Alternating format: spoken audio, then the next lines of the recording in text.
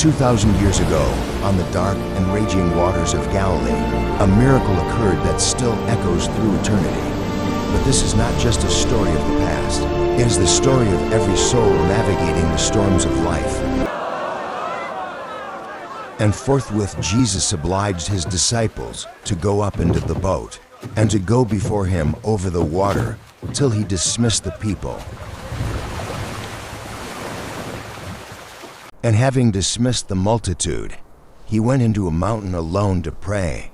And when it was evening, he was there alone. But the boat in the midst of the sea was tossed with the waves, for the wind was contrary.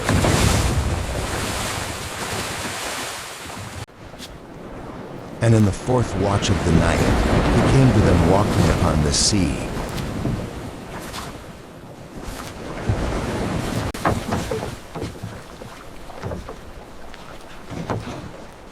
And they, seeing him walking upon the sea, were troubled, saying, "It is an apparition!" And immediately Jesus spoke to them, saying, "Be of good heart, it is I. Fear ye not." And Peter, making answer, Lord, said, if it be thou, bid me come to thee upon the waters. And he said, Come. And Peter, going down out of the boat, walked upon the water to come to Jesus. But seeing the wind strong, he was afraid, and when he began to sink, he cried out, saying, Lord, save me! And immediately Jesus, stretching forth his hand, took hold of him, and said to him, You of little faith, why did you doubt?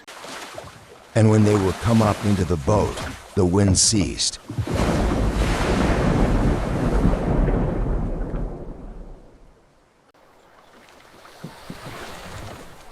And they that were in the boat came and adored him, saying, Indeed, thou art the Son of God.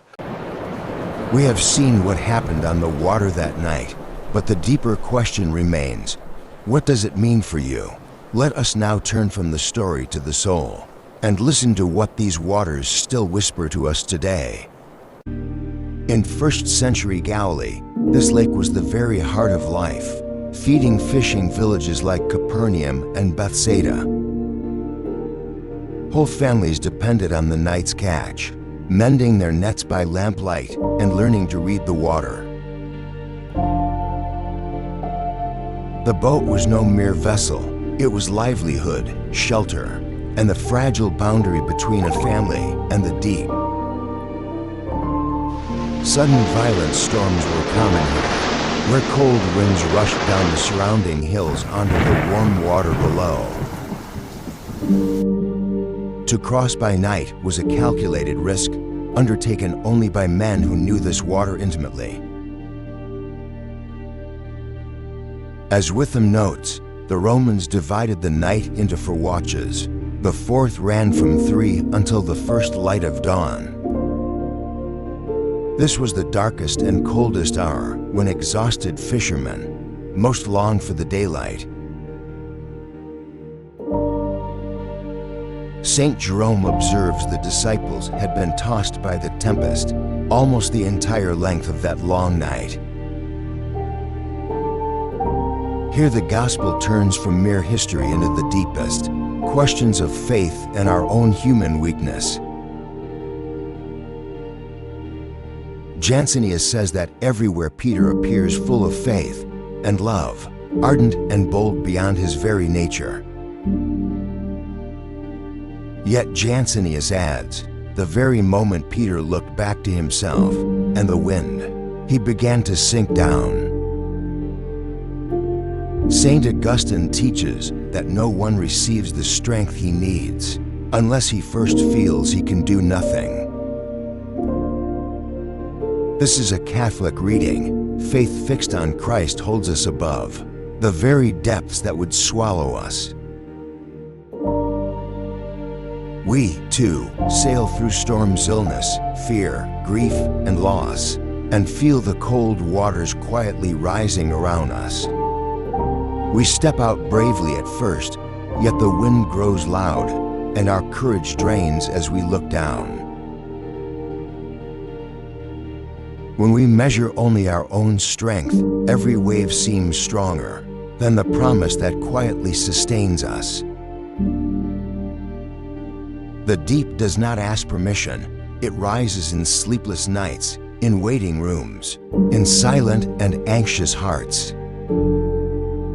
And often our deepest fear is simply this, that no one strong enough is watching us in the dark. Notice that Peter does not first swim or struggle. He simply turns back and calls out the Lord's name.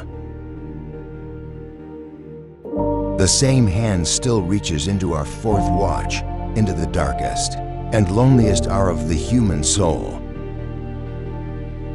It does not wait for us to be strong. It meets us precisely where we are most afraid.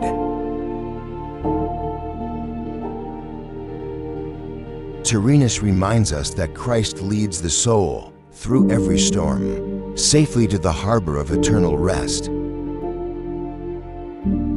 So when you feel yourself sinking, do not wait until the cold water closes over your weary, lowered head. Cry out at once with Peter the shortest and truest of all prayers, "Lord, save me, I am yours." Let his outstretched hand become the first thing you reach for, and not the last, in every rising storm.